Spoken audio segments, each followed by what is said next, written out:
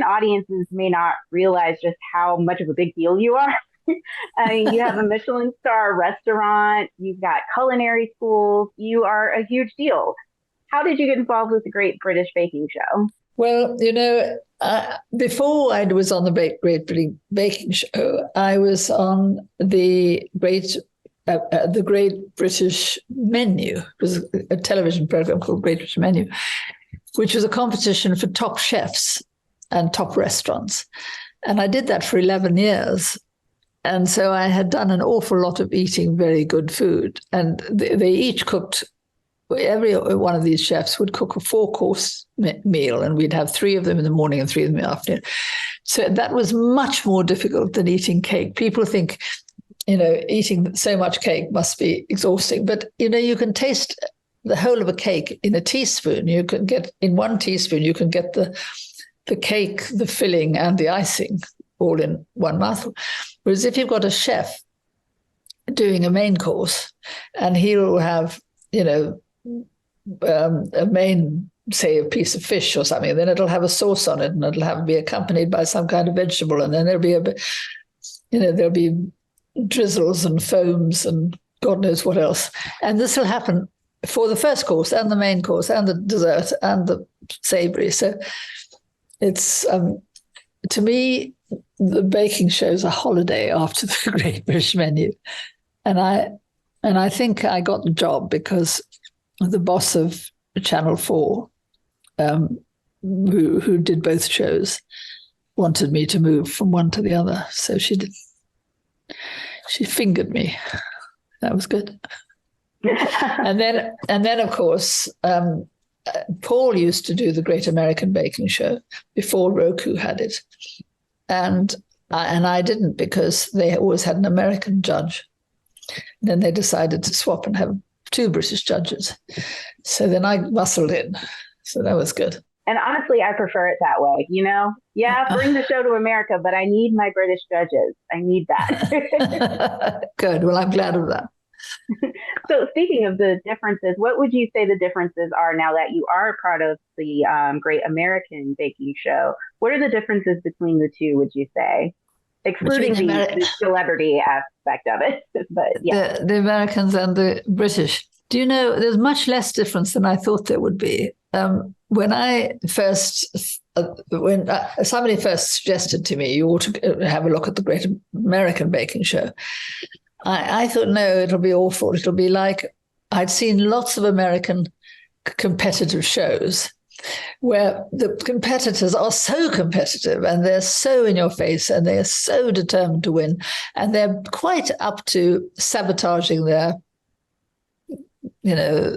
rivals and crying foul and generally behaving in a way which is very British Bake Off. And so I thought I wouldn't like it. But I shouldn't have worried, because there's something about that tent that people walk into the tent and they just behave like everybody else. The Americans walked in and immediately were friendly to each other, and that they because the crew are very nice and everybody's friendly to everybody else. I've worked now on Bake Off for 7 years, and I've never heard anybody, bad-tempered quarrel or shout at each other or anything. None of that.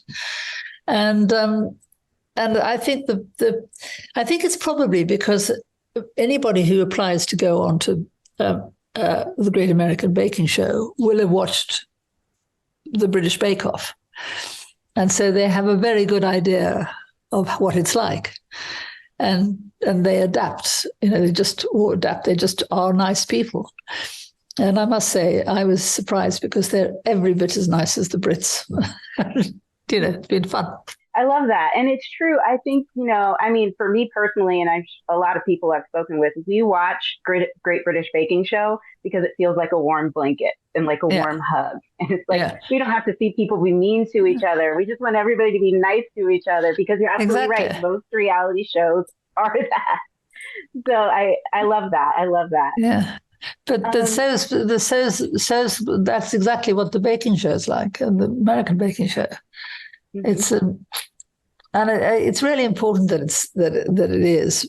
And I think Love Productions, after all, make both shows and make a few all over the world. And if they make them, they even when they're franchised, they keep a very close eye that they don't become loud and brutal and unkind. Because I think it is their USP. I think it is why people watch both the baking show and the Bake Off, is because it's an escape from the rest of the world, which at the moment is not very nice. Very true. Very true. It's so good to be able to watch people be kind to each other. More of that. Need more of that. So speaking, you mentioned loud. Let's talk about the celebrity. I had to say that. What were your expectations for the celebrities coming in? Because it's not the typical home bakers who do this. Well, I mean, generally celebrities tend not to be great bakers. I mean, they're there because they've been asked to do it and because they think it'll be fun. Usually because they watch Bake Off, and so they've accepted the invitation because they thought, oh, I'd love to do that because they love the show. So they already understand what the show's like, and they want to do it. But they're not great bakers generally, and of course they tend to be very busy. So they probably haven't practiced. They might have been, some of them sometimes haven't even read the recipe before they arrive, because of course they can choose their own recipes and they can do a lot of work before if they want to. And some of them do. And then it's wonderful. And it shows, when they've been practicing and they know what they're doing. But it's usually the ones who already are good bakers who practice.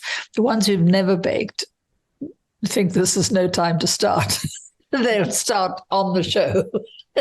And so they have and we have home economists who sort of, they don't do it for them, but they do sort of remind them, do you think you ought to just look in your oven? Or do you, those egg whites, are they going anywhere? They'll help a bit, because they've got to end up with something. But it's not, no, and it's not as serious because we know that this is not going to be a life-changing decision. I mean, for some people, if they win the main show, the Great American Baking Show, they could become professional bakers. They could find themselves with a TV show. They could find themselves. I mean, a lot of the British baker winners have gone on to have food careers when they started life as accountants or engineers or nurses or something. So it can be life-changing. So it's really important for them. But for the celebrities, it's not so important because they've already got a good job that they love. And the atmosphere is generally more relaxed. Paul and I are more relaxed because it doesn't really matter. It's not so important to the contestants as it is in the main shows. That makes a lot of sense. The stakes are lower, so there's more freedom, right? Yes. Yeah, exactly. You put it very well, better than I have. Yeah. Oh, no, you did a great job. I was able to... No. Summarize like a good journalist. Yes, exactly. That's my job. And thank you so much for taking the time to chat with me today, Prue. I love getting to listen to you and your wisdom and just knowing the career you've had. It's, I'm not a baker. I'm a cook. I'm trying to become a baker, but I know it's a struggle, but that's why I watch. So I can get good. So thank you. Well, good luck and thank you.